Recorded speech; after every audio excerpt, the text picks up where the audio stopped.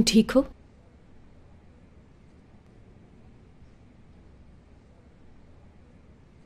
ये मुश्किल है, मैं जानती हूं, बहुत मुश्किल।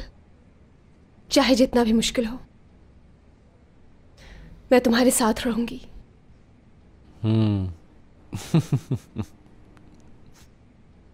तुम इस तरह क्यों हंस रहे हो? ये घड़ी मेरे बाबा ने दी थी मुझे। आज मैं अपना वक्त देखता हूं उसमें। मैं सोच भी नहीं सकता कोई कैसे अपने माँ बाप के हाथों खिलौना बन सकता है। कैसे? आज खुद को मैं नामुकम्मल और बिल्कुल हारा हुआ समझ रहा हूं। तुम्हें पता है,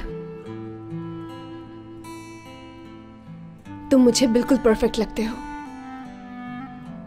मैं सच कह रही हूं, अच्छे से भी कहीं ज्यादा। तुम जानती हो मेरी कामयाबी का राज? वो क्या है? तुम हो। मैं हूं? हाँ बिल्कुल। जब तुम साथ होती हो ना तो हिम्मत दुगनी हो जाती है।